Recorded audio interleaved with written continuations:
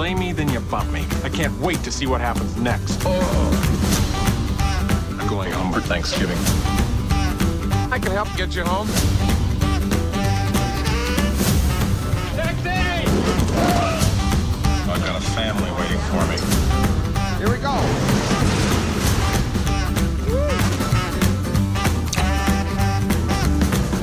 I have, diners, pizza, and a gasoline card. Have mercy. I've been wearing the same underwear since Tuesday. I can vouch for that.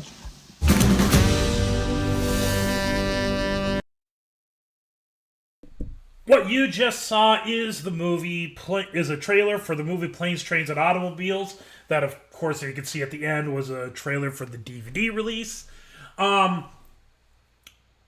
thought this would be a very appropriate movie to talk about today, as it is Thanksgiving week, and here in Ida Grove, I am going to be I'm sponsoring a showing of the movie on Monday, December 1st at the King Theater, and so I'd like to talk about Planes, Trains, and Automobiles. In my list, so first introduction, I am Pastor Neil Weemus. I am a pastor at St. Paul Lutheran Church in Ida Grove, Iowa. And as introduction, talking about favorite movies of all time, I would say Planes, Trains, and Automobiles is at minimum a top 10 favorite movie of all time for me. I watch it pretty much every Thanksgiving, probably once or possibly twice. And the reason is the movie, it's funny, no doubt about it, because when I first watched it, I remember watching it as a kid, and the scene that always stuck out in my head is there's this scene where, John Candy, Del Griffith, he's trying to get his jacket off, and it gets latched onto the seat, and chaos happens, and it leads to him going the wrong way down the interstate, and it ends up leading to him riding right in between two semis. That was the scene that I remembered as a kid, and I loved this movie as a kid. But but the ending of the movie, even though I love that scene, it's the ending of the movie that left an impact on me, even as a kid, because he gets to that bus station, and I'm going to get to this a little bit more later, but he gets to the bus station, and there's this the train station, not bus, but train station. And they have that conversation, there's that big reveal, and even as a kid, that was a sucker punch. It's a sucker punch of emotion. You felt as it was revealed to you, because as a kid, you don't catch all the patterns very well. But when it's revealed, man, it's like, ouch. You could almost feel what Steve Martin, Neil Page is experiencing as that happens. So it's with that in mind, we're going to go through, and we're going to talk about Planes, Trains, and Automobiles. And I want to note that what I'm going to do for this video is normally I just kind of walk through the movie, I talk about this thing. What I'm going to do is I'm going to use 3 scenes of the movie to basically go over it. And because I think these 3 scenes of the film pretty much summarizes the strengths of the movie, the messages of this movie, and everything. And so what I'm going to do is I'm going to start with this scene. It's probably... And by the way, before I get into this, and I'm playing these clips right off of YouTube. Before I get into this, I should make a note is... before watching this movie, I would actually... If you've seen Planes, Trains, and Automobiles before, I encourage you to go watch the documentary I Like Me by about John Candy's life. I encourage you to go sit and watch that before you watch this. If you've never seen Planes, Trains, and Automobiles before, don't watch that documentary until you've watched this movie. All right?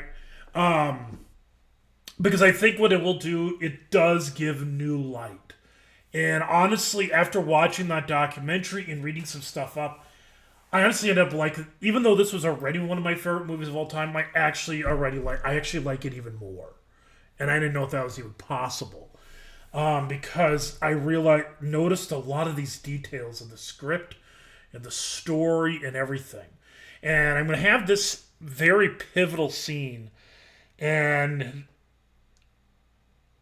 I'm gonna play it right here. So, and I believe I believe that all three of these clips that you're gonna hear, you're gonna see. All three of them are so pivotal to how good this movie is. And there's all these little webs and connections that connect these scenes to the rest of the movie. So I'm going to play this, right?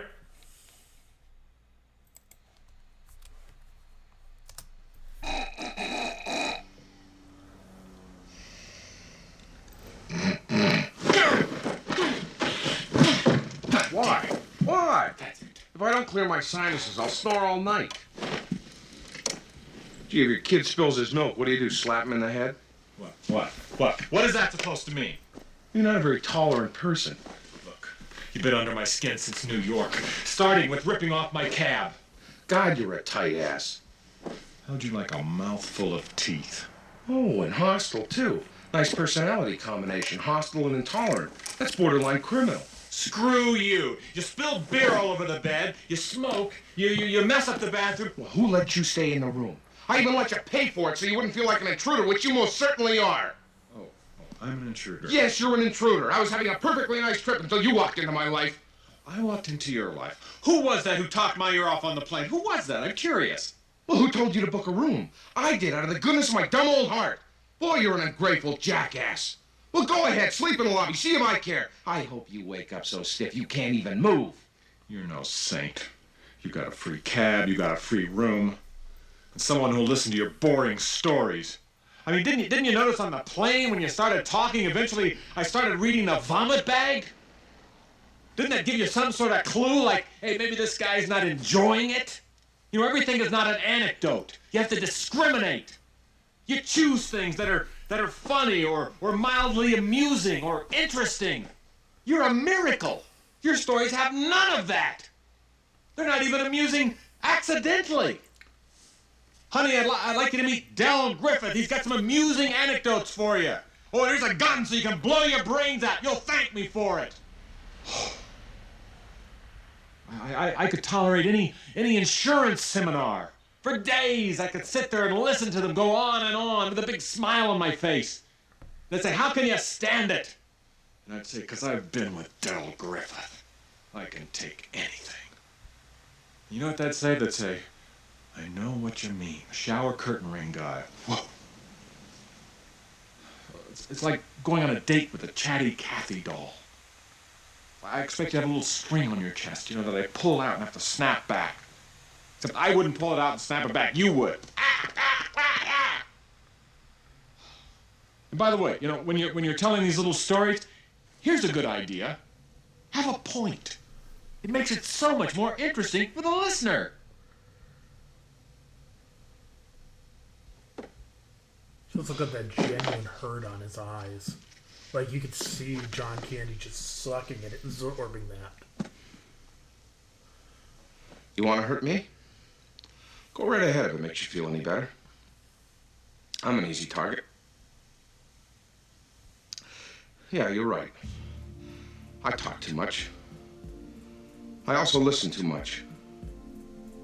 I could be a cold-hearted cynic like you. But I don't like to hurt people's feelings. Well, you think what you want about me.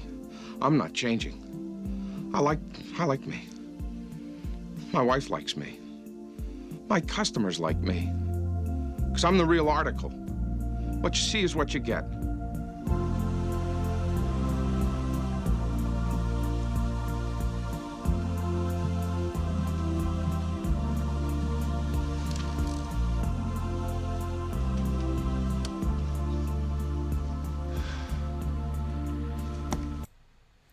Yeah, I absolutely love this scene, and I'm gonna go backwards a little bit so you could just kind of.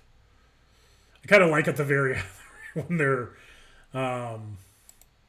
when he gets to the table or the bed, he kind of kind of looks up at him. But this whole conversation, I mean, this is incredible acting on the part of both Steve Martin and John Candy. And like Steve Martin, so again, if you watch the I Like Me the documentary, you hear Steve Martin's conversation about this particular movie and even this scene. Like he talks about, like he just felt horrible the things he was saying to him. And I mean, there's this one little line where he says, he does this whole little bit where, you know, he kind of imagines talking like, oh, the shower curtain guy, Del Griffin. And the thing that's so interesting about that is he's talking about, like, you know, people like, oh, I understand insurance seminar. He's like totally talking about how insufferable it is to know this shower curtain guy. And the thing, this is one of those wonderful details. This is just brilliant writing that it actually did set up when he says, I like me. My customers like me. And the thing is you've already been shown in the movie at this point that is true. And the thing is Steve Martin's, so Neil Page, he's witnessed this. He's witnessed that the customers like him. And he'll witness it a little bit more yet. I mean, notice what happened when he was in that, he was in the taxi, and he was talking to this guy, and he's talking to him, and he talks to him by name. He addresses him by name. And they address each other by name. Like they know each other personally, and they like each other personally. When they get to the hotel, the Braidwood Inn, this is great writing on the part of, this one scene. John Hughes, who is the director and writer of this film, John Hughes, famous for The Breakfast Club, famous for Ferris Bueller's Day Off. He wrote Home Alone. He didn't direct it, but he wrote it. Uncle Buck. He did all these the National Lampoon. I know he did Christmas Vacation. I can't remember if he did Vacation or not. But anyways, just an incredibly gifted writer. And like John Candy, he's passed on. But he brilliantly writes that scene right there at the Braidwood Inn when he comes in. Because what happens is this hotel, the manager comes out, is like, Del Griffin, how are you? You know, that old-fashioned, haven't seen my friend for a while. Some of us who grew up with salesmen as parents know that. We've seen that kind of greeting before. And so very familiar with it. And you see it with him.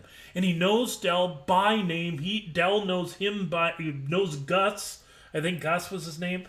Knows him by name. But the thing is you notice really quickly when he turns to Neil Page, he gets his name wrong. Even it was told like 10 seconds earlier. It's like it just told him, this is my good friend Neil. It's like, which by the way, obviously isn't. But he says, this is my good friend Neil. And he turns to Gus and says, how are you doing, Nick? I'm like, Nick doesn't even sound like Neil. But notice that. That is a brilliant detail. It shows that this guy does not normally get people's names. He struggles with them. Yeah, I get that. I'm one of those people. He struggles with them, but he knows Del's because he likes him. He is a customer that likes him. And think about this. You know, Del frequently talks about this. And he talks about this again in the morning after this scene. Because they're talking about trying to go on the trains. They're trying to talk about riding on the train. And he says, you know, so he mentions this guy named, well, he works for the railroad. He's a good friend of mine. I got him all the shower curtain rings. Think about this.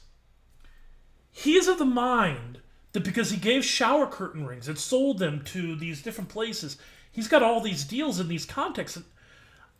Have you ever thought about this? Of all the it's not like he gave a big discount on the beds or whatever. It's like, the shower curtain rings. You could get shower curtain. I mean, and back then you could go to Sears or whatever and get whatever. You don't, and it's. I mean, amongst the items to really create a loyalty with a person, shower curtain rings doesn't really stand on the top of your list. So why are these people so loyal to him? It's because of Del Griffith as a person. And again, if you watch the documentary, this is pretty much describing John Candy. John Candy was actually one of these people. That's why I think they called the documentary I Like Me, is because what you have here described, this is apparently, from the way the documentary came off, I actually found it hilarious was at the very beginning of the documentary, they had Bill Murray. And Bill Murray is sitting there. He's like, I'm hoping you're getting a whole bunch of people out of the woodwork who have some dirt to dig up on this guy, because I've got nothing. And we find out he's got some light dirt, but nothing really horribly bad. And that's kind of the way it came out. And I mean, they shut down. They talked about that they shut down the was it the 405 or whatever for his funeral. And apparently the only other two people that happened for was for the President of the United States and the Pope. And it's like, I mean, that's who John Candy was. And here we're seeing this character playing out a very similar thing. All right, so this is the first scene I wanted to show. You got the character Del. He is, when he says this, he is legitimately a good guy. And it is really good acting performances by both John Candy and Steve Martin. John Candy, this is kind of part of John Hughes. John Hughes is an amazing comedy writer. But for most of his movies, he's really, really good at putting heart.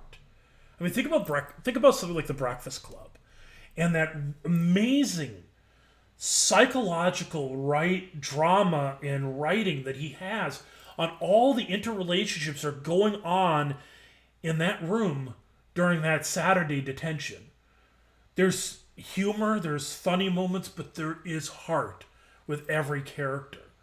Even something like Ferris Bueller's. The heart of the movie isn't, I don't think it's so much with Ferris as much as it is with Cameron. You get a little bit of heart there. Think of Home Alone. Hilarious moments. But there's definitely heart there. This is characteristic of John Hughes movies, and John Candy's character, the characters that John Candy plays, tends to have that heart as well. So, all right, so the next scene I'm going to go to is this scene in the second night. So there's actually 2 nights in this movie. It's kind of amazing. It feels like this movie, it's amazing. The movie's only like, let's see here. What's the runtime? 1 hour and 32 minutes is the runtime of the movie. Not very long. And so it shouldn't feel like more than 2 nights, but it does. And it's, again, good writing. Very good writing to get you feel the drag. Because, I mean, they go from a plane situation to a weird hotel situation, the train breaking down, the bus, the car rental situation, and finally they get to the second hotel. And the fire with the car and all that. It doesn't feel like this is only 2 nights, but yeah, it's only 2 nights.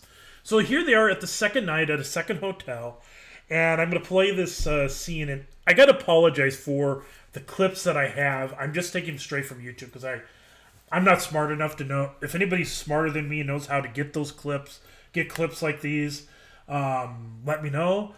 But I'm not smart enough, and so I kind of just rely on YouTube. And so, like this one, you're going to see some these little closed captioning. And it's kind of hard to find a good video because I try to look this up and I can't. YouTube search is not the most reliable, best in the world. Just saying. I searched it and it kept on coming up with stuff about J.J. McCarthy, and I'm like, I don't need more reminder about how bad Sunday's game went. All right, I'm looking for this thing about planes, trains, and automobiles. But anyways, and that's why that last clip you saw that constantly box office whatever going up, because that was the only one I could find that had decent audio. So, all right, here we go. Here's this scene, and I'm gonna expand it so you can see it a little bit better. So I need one room. If you're pissed at me, maybe we should get separate rooms. You get your own room. I need a major credit card.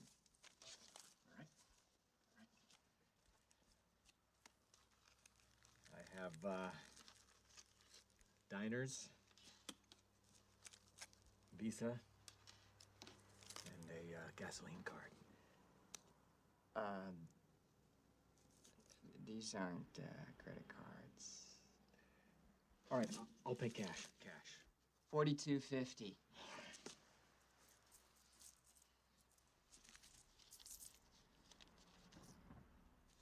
How about $17? I can't do that. Please.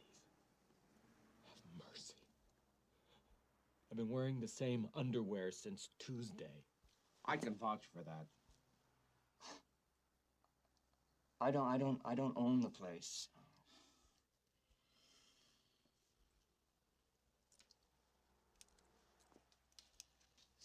$17 and a hell of a nice watch.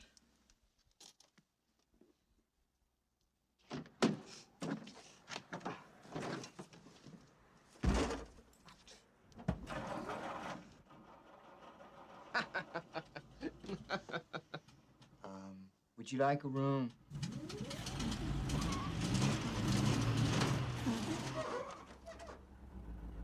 I got a slight problem here. I don't have the $42.50. Do you have $17 and a good watch? No, I don't. I have $2 and a Casio. I'm gonna have to say goodnight. And yeah, Casio, that's basically your Walmart version watch. Maybe $20 if even that. Well, you're talking a 20.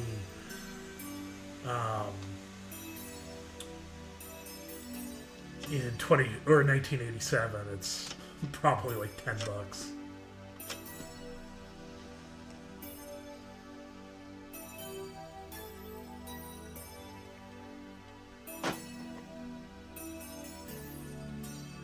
I do like the film score.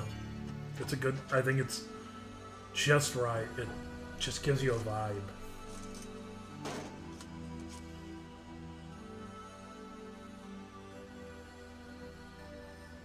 Well, Marie, once again, my dear, you were as right as rain. I am, without a doubt, the biggest pain in the butt that ever came down the pike. I meet someone whose company I really enjoy. What do? I go overboard. I smother the poor soul. I cause him more trouble than he has a right to. God, I got a big mouth.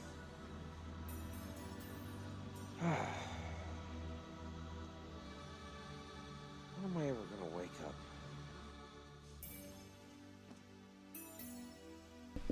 Notice the brilliance right there. He says, "When am I going to wake up?" Look who wakes up. Literally. Him. Brilliant writing. Because it was not him that needed to wake up. I wish you were here with me right now. It was Neil that needed to wake up. But I guess that's not gonna happen. Not now, anyway.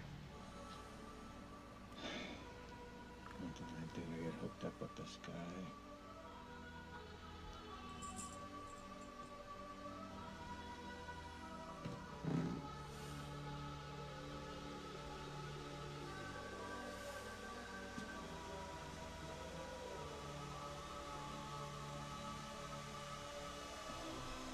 gonna freeze to death out there.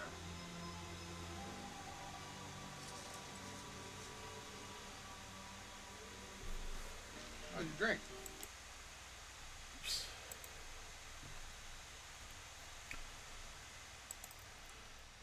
All right, so that's that scene, and I apologize. Sound was probably not the best on that one, but honestly, I believe that scene deals with another element in this film, and I believe there's.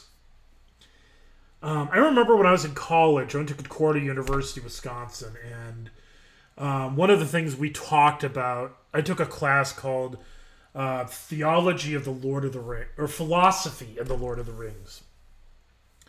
And I remember at one point or another we talked about, how difficult it is to write a story without some concept of a god. And this is one of those where I believe that it seems to be there's a higher power at play in this script. And that is a scene that fully comes out, but it's actually been there all throughout the movie. This is the one where it came out the strongest. In the original film, if you read in the script, in the screenplay, and I'm going to go to the screenplay in a little bit, because you notice I don't have another clip, I don't have another tab up on my Brave, my browser, because I'm not going to play the last scene. I'm not going to play the clip. I'm actually going to read from the script, the original script, because it's a little bit different. And I'm going to read it not because the movie did wrong. I believe the movie did actually very, very much right. I think the way the movie did it was the right way to do it. But the script brings stuff out in the story that is really, really good. But anyways, there's definitely a higher power in this, because in that extended stuff, there's this whole extended story going on between Neil and his wife, and it kind of gets alluded to when they're at the airport, where Dell comes up to him and says, "Trouble at home, trouble on the home front." Well, yeah, it's because he's not home. And right now, and the thing that kind of comes away is like, oh my goodness, Dad's going to be home for Thanksgiving. You realize, do you catch the thought of that? I mean, we're not talking about full-grown adults, right? We're not talking about adults who have their own kids and you're scattered around the country. We're talking about young kids getting excited because Dad will be home for Thanksgiving, which means that these kids love their dad, but he's not home very often. And it's almost like he works in New York City and just is occasionally at home. All right? This is showing that there's something wrong in his marriage. And so there is actually a side story that she thinks that Dell is a woman. She thinks that Neil is having an affair with another woman. And this becomes more pronounced later in the movie. This becomes a big thing at the end. And so there's this conversation at the end of the movie where she's having a conversation with her mother. So his wife, I gotta remember what's her name, Susan Page is his wife. And so Susan is having a conversation with her mother and saying, Brian got home. Brian, he's the guy that's working with Neil. He got home. He's here. But Neil didn't. And that is I kind of wish that was, somehow they found a way to get that in, because it alludes to a detail that I've seen this movie more times than I could count, but I've never caught it. It's such a subtle detail. He could have waited for the other flight, like Brian, his co-worker, and he would have been home in time. If he did not trip on Dell's trunk, he might have things might have been different. There's all these little details, all these little moments. He had to give up $80 cash to get a taxi that he never got onto. And by the end of the movie, they're struggling financially. He would have had that $80 for that hotel, but he didn't. So, I mean, these are all these incredible little details setting up all these things. And every time, and here's the thing that Neil just keeps doing, is he's that tripping on that trunk didn't have to do with him getting on the flight. It had to do with him connecting with Dell. If he did not trip on that trunk, he would not have seen Dell taking the taxi from him. And he wouldn't have. And then, of course, if it wasn't for the delay because of the weather, which, by the way, if he went on the later flight, he would have never met Dell. And so, but because of that, he was right there. And because of the delay, first class got booked, and that put him with Dell. I mean, there's all these when Neil is constantly trying to get away from Dell, and it's almost like there's a supernatural force. There's something greater maneuvering this whole story, this whole plot, to make sure they're together. I was thinking about this today. If you've ever read the Exodus, if you read the book of Exodus and you read about Pharaoh, and Pharaoh is so stubbornly refusing to let the people of Israel go, it says in the scriptures that he hardens his own heart many, many, many times. And several times he hardens his heart. And then in the end he lets the people go. And I know this is a really weird comparison. And it's not obviously not even close to the same type of situation. But that's what is going on through it, is Neil's heart is completely hardened against Dell. And he doesn't see it. He is not waking up to see that they need each other. And that's what's going on in the story, is both Neil needed Dell and Dell needed Neil. They needed each other. And the scene that I'm going to get to in a little bit highlights why. And like the whole thing is when Dell is sitting there and we get the big reveal at the end. The movie's been out for almost 40 years. So I apologize if I'm going to spoil this, but the big reveal at the end. Spoiler, mute right now if you need to. The big reveal at the end is that his wife has been dead this whole time. And when he is sitting there in that car and he's talking to her, it's almost like, and he says, "When am I going to wake up?" And I love that. Brilliant. It says, when am I going to wake up? You realize Dell isn't the one that needs to wake up. Neil does. And the second that he says, "When am I going to wake up?" Neil wakes up. And his entire outlook changes in regards to Dell the minute that happened. And it's brilliant. It's almost like it is very spiritual, almost like Holy Spirit type epiphany, eye-opening moment that he does not, and he doesn't fully understand it yet. He doesn't understand. He asks, why did you put this one in my life? Why this guy? It's not revealed to him yet. It's going to be. But finally, he is softened. He had a heart of stone in regards to Dell this entire time. And now he has softened his heart and he's welcomed him in. And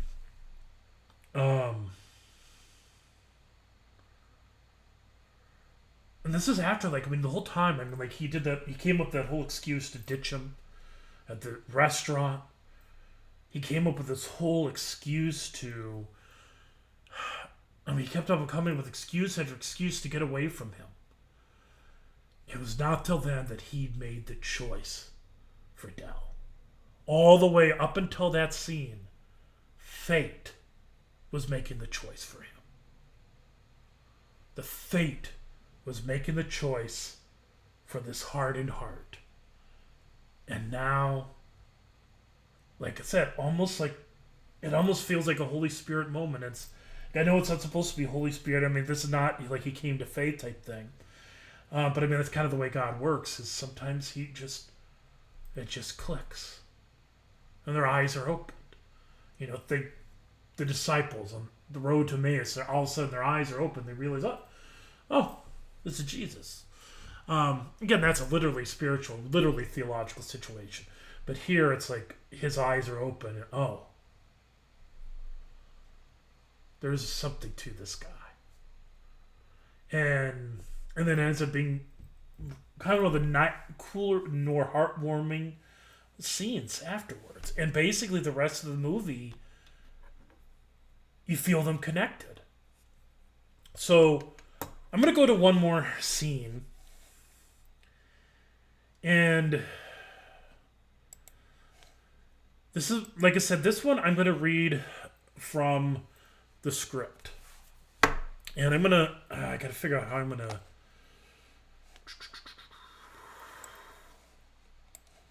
because I'll have to just do it that way. I'm going to read from the script. And the reason is because, like I said, the movie filmed it right. And I think they made all the edits and the cuts the way they did. From a cinematic standpoint, it was a better decision. But that does not mean that this is not... But this still has some great value and interest. And so I'm going to read this to you. It says... This is after Neil, he's been on the train. It's starting to come to him. He's starting to realize that something's up with Dell. Dell is keeping something back. He's holding something back. And so it says, and so he comes in and says, Dell, what are you doing here? You said you're going to Homewood. What are you doing here? I don't live in Homewood. I'm not getting into this, Dell. I don't know what you're up to, but I'm going home. Dell nods. He's serious and somber. The old enthusiasm has evaporated. Neil heads to the doors. He starts to exit. Stops. A long beat. And he kicks the door. Neil says, gosh darn it, I'm going to have to figure out... I don't want to get a strike against me for swearing, so gosh darn it. Dell jumps from the sudden noise. Neil turns to him. Go ahead, Neil. I'm sorry. I shouldn't be here. You're right, Dell.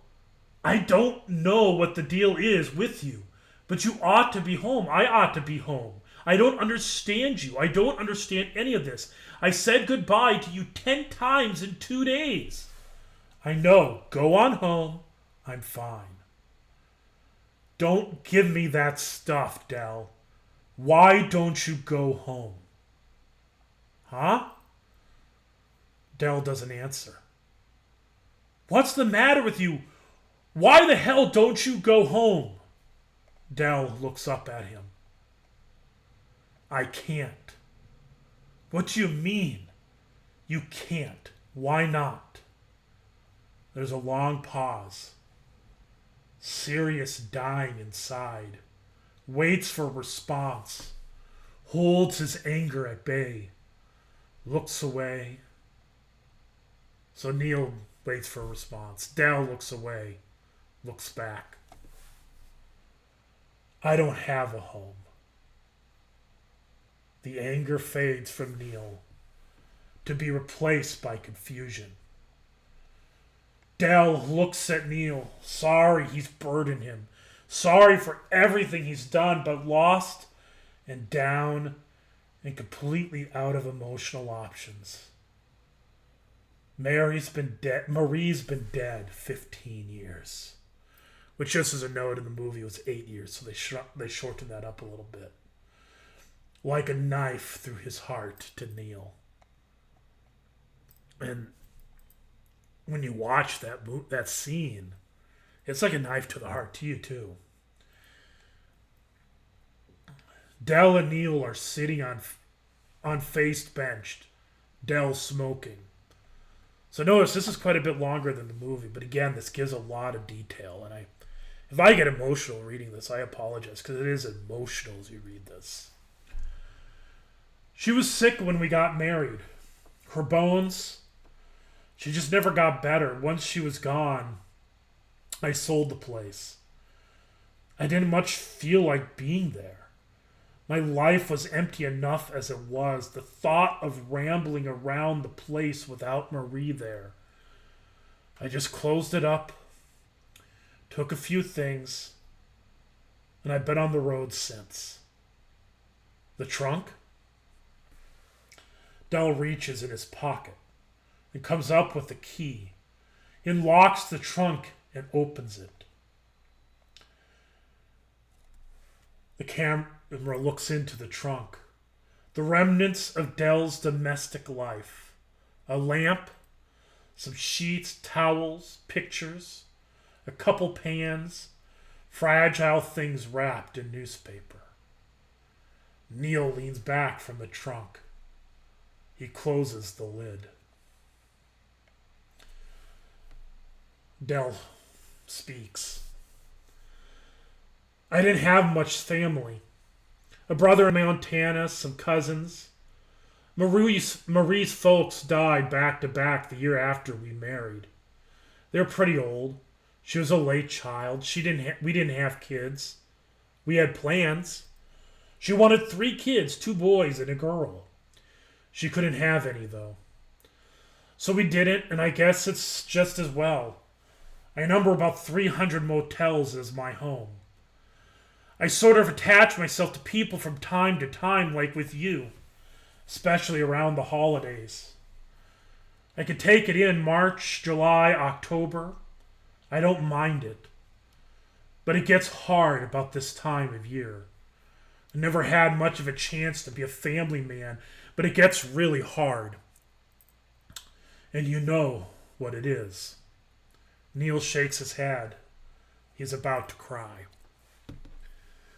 I gotta pause for a moment because I was reading up on this scene and why you don't get this full extended scene, why they ended up cutting it. And granted, ended up working out. Is apparently the truth, when it says Neil shakes his head, he's about to cry. There's actually truth to this because apparently Steve Martin couldn't get through the scene without crying. And you read this paragraph, and this part where he's talking about, I attached to you. I get that. So, holidays could be very, very difficult for people who are single. And people who, for whatever reason, they're not easily able to get to their family. Or you have a case like this where you just don't have any. You know, most of the year you're fine. You just don't give much thought to it. But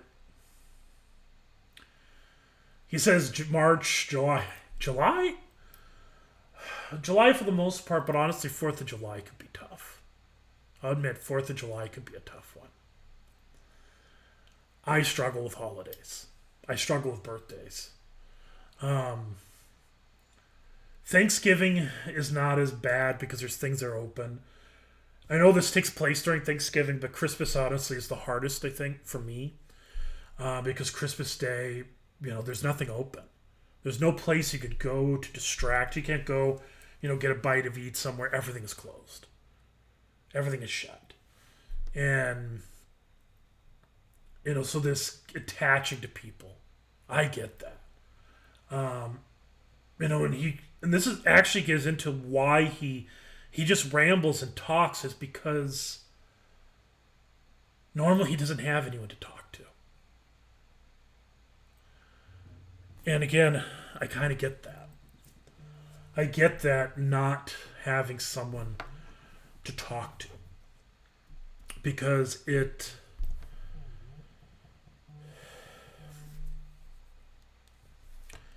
I get not having someone to talk to. It is difficult at times. And when you do have someone to talk to, all that energy, all that conversational energy, it comes out. And maybe you talk with people for too long, especially when it's starting to talk about stuff that you really enjoy talking about.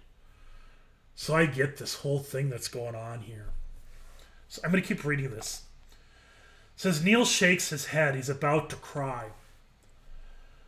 And so Dell continues, I don't get to give any of myself to anybody. It's not the getting I miss. It's the giving. I sat on that plane with you and I thought about you heading home to be with your people. And Tuesday night when you were in the shower and I looked at the picture of your kids, man, I thought you got to be the luckiest man on earth to go home and put those little guys on your knee and hug them and kiss them. I'm 39 years old and I never had that. And I never will. I'm sorry about all this. I just kind of lost control this time. Every year since Marie's been gone, I've gotten closer and closer to losing it.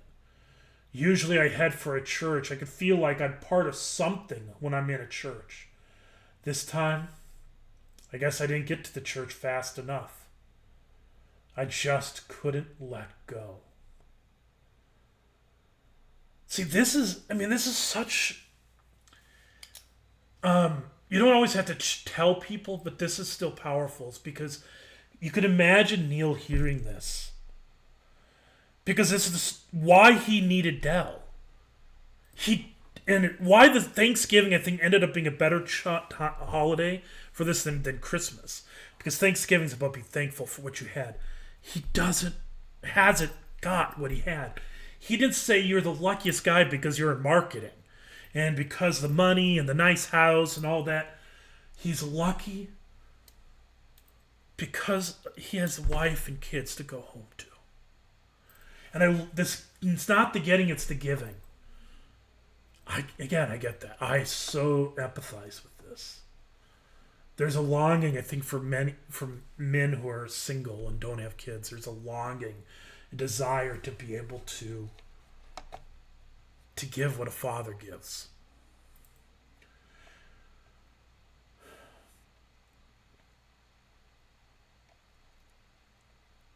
He looks at his watch, Dell. I vowed I'd never burden anybody with this, and I broke my vow. Held you away from your family, caused you a hell of a lot of trouble. You better run. Neil stares at the floor, devastated by Dell's story. I'm going to head back downtown. He stands up. I know the firm you work for. I've read your business card. I've kept a sort of tab on what I owe you, and I'll get it all back to you. And I just want to say, in 15 years on the road, I never met a nicer guy than you. And that line. He says, and that comes straight from my heart. God bless you, buddy. A few more like you and the planet be in good shape. And that is such a profound line. And this comes out because he wasn't good. Neil was at times awful to Dell. And we saw it in that one scene. He was awful to him. And here he's talking about like there's no one better than you. And he's talking about how much love and compassion this man has. And how good this guy is. He only sees the good in him. This comes out even there's earlier in the movie, there's a scene where they're driving this car and he says to him, they're talking about like, I know there's a lot of things you do that bother me. I don't say anything. And that's actually remarkable. He doesn't say anything when he's given a chance. He says you fidget with your nuts or whatever. And ends up being this whole comedic thing. And that's the amazing thing. Even though he had legitimate things he could have complained about to him, he didn't. He came up with something silly and goofy. He could only see the good in him. And there's kind of this haunting thing you think about when you read that script. If Neil did not come back, if he did not come back to that train station, what would Dell's Thanksgiving been like?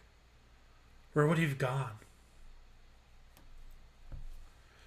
He was trying so hard to make sure that Neil could be there with his family for Thanksgiving. All the while knowing that he would have no one. So this is where I'm going to bring in a couple scripture. There's two Bible passages that come to mind. First, I'm going to start with Hebrews 13. It says, "Let brotherly love continue. Do not neglect to show hospitality to strangers, for thereby some have entertained angels unawares." Now note, that's the one I want to post, just that one verse. Do not neglect to show hospitality to strangers. Dell's doing this for Neil. Neil did not get this. You never know what another person is going through. When you interact with them, you connect with them. Do not neglect to show that hospitality. Second,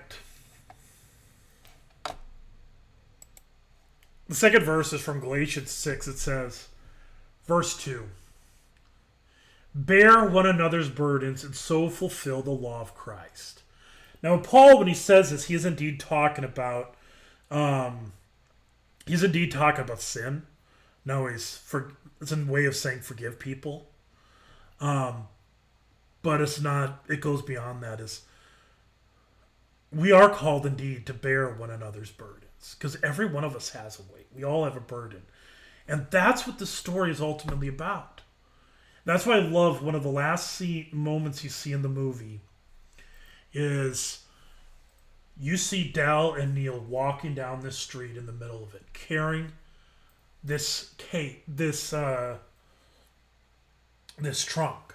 A trunk that was a burden to Neil throughout it, because he tripped on it, and he was tripping on it, and it was a burden to bring it out and everything.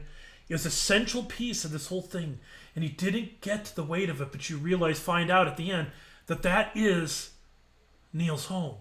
That is the burden, the weight of everything that he's carrying. And so when you see at the end them walking down the street carrying this together, I can't help but think of this verse. Neil is finally getting it. How good of a thing he has with his wife and his family. He's been away from home he's at work too much. He's not at home enough. And now he is bringing a little bit of joy to Dell, I mean.